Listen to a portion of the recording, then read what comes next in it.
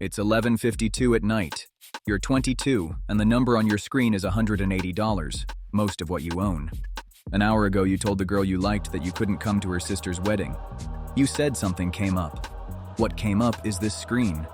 You haven't placed a single trade yet, and you've already made the one that matters. You just don't know the terms of it. This is the whole climb, every rung of it, from $180 to a number you'll stop saying out loud. And the part none of the winners tell you. Someone was standing above you the entire climb. Level 1. The lure. The reel finds you at the exact wrong moment, which is the only moment it works. A guy about your age, nicer apartment, tilting his phone at the camera so you can see the green. More in one morning than your paycheck holds in a month. 4 words under it. Stop renting your time. You watch it until you know it by heart. By 2 in the morning, you've funded an account with a broker whose logo you've seen 1,000 times without once asking who they are.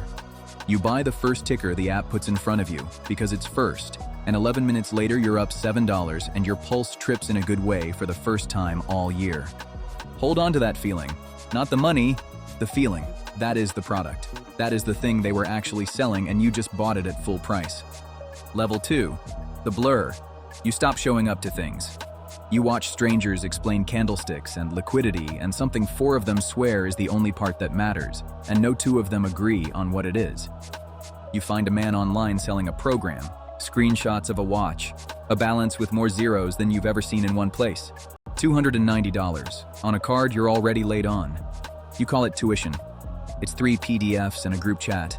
You blow the account. You fund another. You blow that one on a morning the whole market lurched on a report the program never mentioned. A number the professionals had circled weeks in advance and you had never heard of once. Gone before your coffee cooled. You sit there and try to find the rule you broke. You didn't break a rule. You were handed a rule book for a game you were never the one playing. Level 3. The audition. You don't have enough to trade for a living, so you rent someone else's money. A firm hands you a pretend account and a list of rules. Don't lose more than this in a day. Don't lose more than this total. Reach that target, and we'll back you with the real thing. You fail on the 3rd day, chasing a loss you were sure you could win back. You pay the fee. You try again. You fail again. The 3rd time, something quiet gives out in you. You stop trying to get rich. You start trying to just obey the rules. And the obeying, not the winning, is the thing that finally lets you through. Level 4. The turn. Somewhere around the 5th dead account, the noise starts costing more than it pays, and you go silent. You stop hunting for the secret. You pick one thing, one pair, 1 hour of the day, and you drag through years of old charts by hand, writing down what happened every single time the price came back to the same line. No music, no group chat, just you and a spreadsheet that comes back boring. Wins a little more often than losses, nothing you could ever put on a screen to impress anyone. You go live with a number small enough to watch die without flinching. It doesn't die. It grows the width of a hair. For the first time, it isn't luck, and you can feel the difference in your teeth. Level 5. The weight. The account crosses into money you can feel. A bad day stops being a bad mood and becomes a bill. Then 3 friends who watched you not blow up for 2 years ask, very carefully, if you'd hold a little of theirs. You sign papers with words like drawdown in them. The gap between the best your account has ever been and where it sits right now. One line says that if that gap gets too wide, they can pull all of it tomorrow. That sentence never fully leaves your head again. You quit drinking. Not on principle. You checked. And your worst weeks lined up with it. You start sleeping on a clock because a spreadsheet showed your hands are steadier when you do. The work stops being a thing you do and turns into the room you live inside. Level 6. The machine. There are people on a payroll now, with your name at the top of it. You barely place the trades yourself anymore. You build the conditions where the trades get placed, and the first month your own hand isn't on the button feels like withdrawal. The money stops being money. You don't feel $40,000 in a position. You feel 4% of the total. And if you ever felt the real dollars the way you felt that first 7, you'd freeze and never click again. The numbing isn't a flaw. It's the toll for doing this at size. Your friends stop asking you out on weeknights. You said no enough times that the world quietly closed the gap where you used to be, and you called that the cost of freedom. Level 7. The summit. It's the middle of a Wednesday and your office is silent. One call all day. You manage more than you'll ever fit in a sentence out loud, because the number changes the way faces move when they turn toward you. You understand the market now the way you understand a language, not a code with an answer hidden inside it, but a few million people all guessing what the other few million will do, and being wrong in shapes that almost repeat. Your edge was never seeing the future. It was seeing, a little more often than the crowd, exactly where the crowd was lying to itself. That is the whole of it. It always was. And here is where the winners go quiet. So lean in.